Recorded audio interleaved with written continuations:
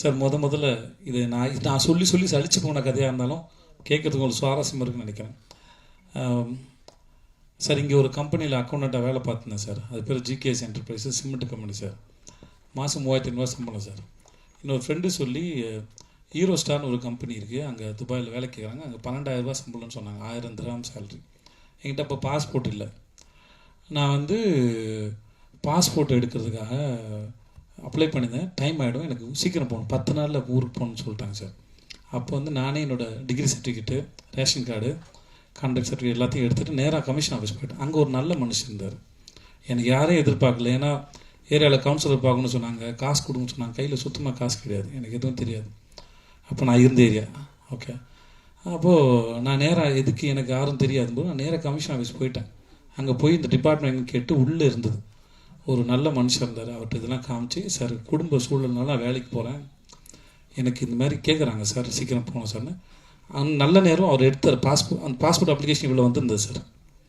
அதை எடுத்து என்னோடய அப்ளிகேஷன் எடுத்து, தம்பி நீங்கள் நாளைக்கு காலைல போயிடுங்க உங்கள் ஏரியா போலீஸ் ஸ்டேஷனுக்கு. ஏரியா போலீஸ் ஸ்டேஷன் போனேன். அவர் என்னை கேட்டார், உங்களுக்கு கமிஷன் ஆஃபீஸில் ஆள் தெரியுமான்னு. எனக்கு யாரும் தெரியாது. ஆனால் எனக்காக அவர் சொல்லியிருக்கார். பாஸ்போர்ட் கிடச்சிது, வாங்கிட்டு ஊருக்கு போனேன். ஒரு கவர் கொடுத்துருந்தாங்க. அந்த கவரை பார்த்து பட்டேல்னு ஒரு தாத்தா வருவார், அவர் கூட்டிகிட்டு போகிறேன்னு சொல்லிட்டாங்க. அவருக்கு 75 வயசு, எனக்கு 20 வயசு. அப்போது அவர் என்ன 21 வயசு எனக்கு. அவர் வந்தார், விஜய் அப்படின்னாப்புல கூப்பிட்டு போனால். வெளியே வந்தால் பாலைவனத்தில் மழை பெய்யுது. நம்ம துபாயில் பெரிய ஆளாக போகிறோம்டா அப்படின்னு நினச்சி கனவுகளோடு நான் போகிறேன். அங்கேருந்து ஒரு 15-20 நிமிஷம் என்னோடய ரூமு. அது மாதிரி ஒரு 6க்கு 3 பெட் ஒன்று கொடுத்தாங்க. அப்புறம் முடித்தோடனே என்னை நேராக கோயிலுக்கு கூப்பிட்டு போனாங்க. சரி, கோயிலுக்கும் போயிட்டோம், கன்ஃபார்ம் ஆகிடுச்சு நான் பெரிய ஆளாக ஆகிறதுன்னு சொல்லிட்டு சாமியை பார்த்து அப்புறமா என்னோடய ஆஃபீஸ் போனேன், முதலாளியை பார்த்தேன். ஸோ இப்படி அப்புறம் ஆனால் நான் நினச்ச அளவுக்கு வாழ்க்கை மாறலை. அது ஓரளவுக்கு குடும்ப வறுமைக்கு சூழலுக்கு அது வசதியாக இருந்தது. நான் சம்பாரித்து போனோம். மாதம் 10,000 அனுப்பிட்டு இருந்தேன் நான்.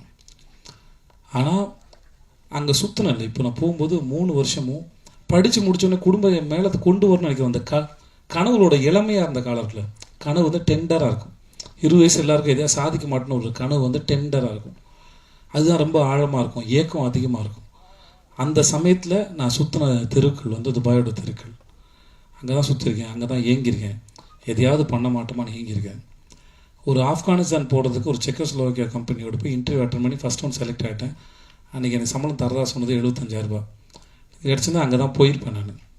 என்னோட அதிகம் படித்தவங்களுக்கு அடுத்த ரவுண்டில் நான் ஃபெயிலியர் ஆகிட்டேன், எனக்கு அது கிடைக்கல. ஸோ இப்போ அதுக்கப்புறம் திரும்பி பல வருஷம் கழித்து அந்த இடத்துல இப்படி பார்க்கும்போது நான் அதை எதையுமே பார்க்கல. நான் அங்கே ஏக்கத்தோடு சுற்றினேன். அங்கே ஒரு வெண்டிங் மிஷின் இருக்கும், அந்த காசு போட்டால் தம்ஸ்அப் அந்த கூல்ட்ரிங்க்ஸ் ஒன்றும் அது வெண்டிங் மிஷின். ஒரு தினம் வச்சு இதை செலவு பண்ணலாமான்னு வேணாமான்னு யோசிச்சுட்ருக்கேன். ஏன்னா அங்கேருந்து என்ன மாதிரி பல பேரோட நிலைமை அதுதான். ஏன்னா காசு இஷ்டத்தை செலவு பண்ணிங்கன்னா வீட்டுக்கு பணம் அனுப்ப முடியாது, கொண்டாட்டலாம் முடியாது. அங்கே வியாழக்கிழமை ஆனால் எல்லோரும் ஒன்று கூடுவோம், ஒன்றா சமைச்சு பிரியாணி சமைச்சு சாப்பிட்டுட்டு அப்புறம் துணியெலாம் துவைச்சி காய போட்டுட்டு சாயந்தரம் ஆனால் அங்கே கிரிக் இருக்கும், அந்த ஊரை பரதுபாய் தேரதம் இருக்கும். அங்கே போய் சும்மா கொஞ்சம் இருந்துட்டு திரும்பி முடியும். இவ்வளோ தான் இருக்கும். ரூமை சுத்தம் பண்ணுறதும் பாத்ரூம் கழுவுறதும் சமைக்கிறதும் இவ்வளோ தான் வாழ்க்கை. அது இதை தாண்டி கனவு காண கூட நேரம் இருக்காது. ஸோ அந்த ஞாபகங்கள் தான் வந்துட்டு இருந்த வழியோ எனக்கு இது தெரியவே இல்லை. இந்த இடத்துல இருக்கணும் பாரு.